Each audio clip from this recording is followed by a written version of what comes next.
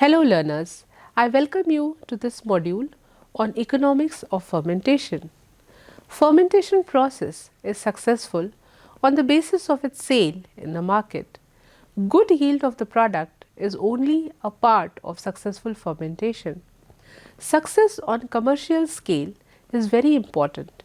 There should be a consistent demand of the product in the market. There are two possibilities.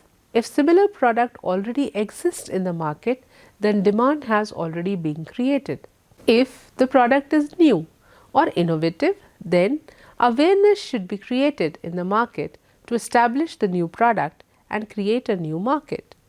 The application of such new product is extensively studied by the company. The study should also reveal whether the new product can be used as raw material to spring up any other useful product. Products which already have a recognized market value has an advantage that it has already gained public acceptance. Such products need not to be established but will have to face competition with already established products. The new product can successfully overcome the competition if it offers a low cost and an effective application. Fermentation product can directly be used where it has its immediate application without being launched in the market. For example, if a product A is produced which is used to produce product B. B is a raw material for production of C by any other industry. In such a case, B can be used as a precursor and would be directly taken up by the industry involved in production of C. Such kind of products need not have marketing strategies as they are directly picked up by the industries requiring them as raw material. The product can be directly diverted to any other company. Products are not required to be sold through the market. The demand is persistent and such product is always industrially desirable because the cost of packaging, advertising, marketing are saved in such kind of products. The trend of the market demand changes suddenly. Any fermentation product never has the same level of demand for a very long period. The uncertainty regarding the demand always persists along with the fermentation products. The reason for unstable market is that new products are launched which attracts the consumer's attraction due to different features like marketing, cost effectiveness, etc. The process cost. After the fermentation product is ready for the sale in the market, its cost depends upon the expenditure associated with its production and distribution. Following that, the main factors of fermentation which have an impact upon the cost. The medium constituents. The performance of the fermentation product in the market is related mainly to its expenditure required for components of the nutrient medium used for production. The inoculum medium, in contrast, is required in very less quantities, therefore has less impact on the overall cost, but the components of the production medium have a direct impact on the cost of product.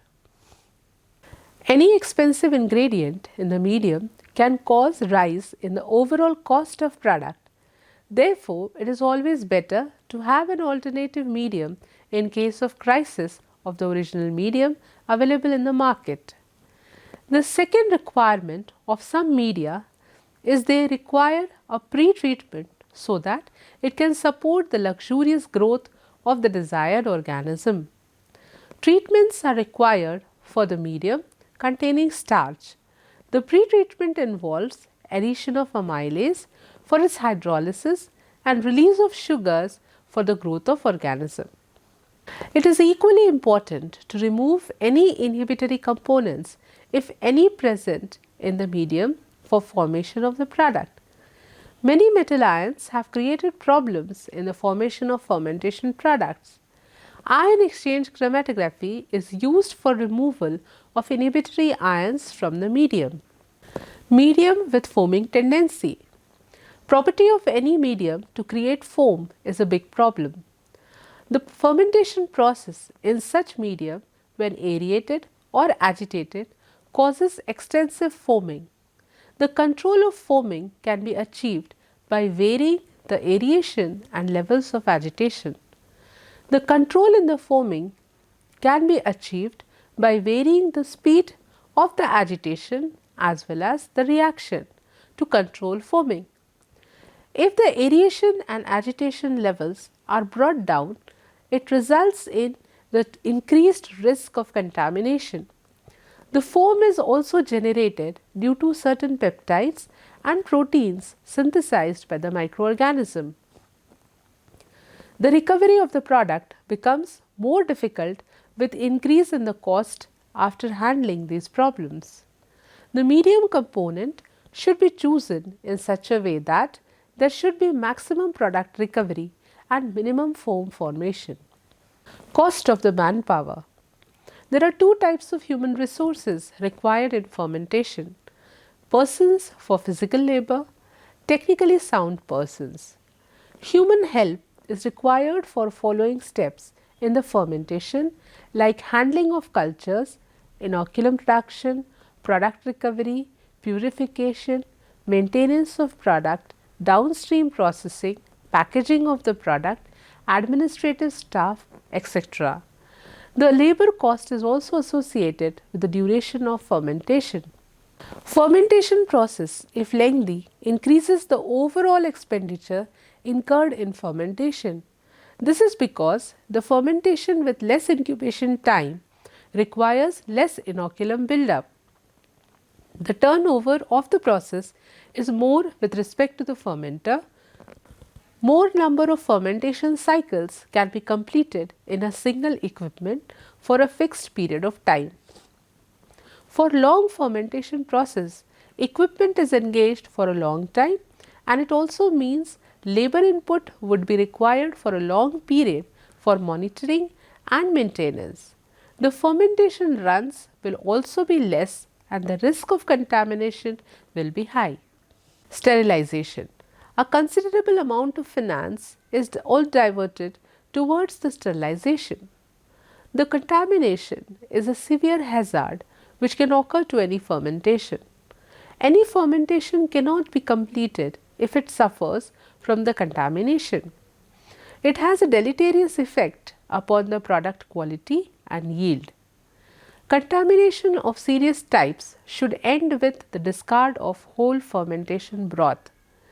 Mild contaminations can be handled properly. Generally, those fermentations having foaming capacity has a higher risk of contamination. If the fermentation is catalyzed by bacteria or actinomycetes, then phage contamination are more prominent. Therefore, sterilization of medium as well as the fermenter is very essential if, due to the cost effectiveness, the sterilization is to be avoided. Then such conditions should be preferred which avoids the growth of alternative organisms like variation in pH, temperature or use of specific substrates. The specific substrate will target the growth of the desired organism. Sometimes the specific substrate has an inhibitory effect upon the undesirable microorganism. Chemicals can also be used for inhibition of the contaminating organism. Another problem is posed by mutants of the target cells. The genetically unstable cells, when increase in population inside the fermenter, have the same effect and is comparable to the contamination because of very low yield. Product recovery. The main aim of the fermentation ends up with a good quality product and high yield of the product quality.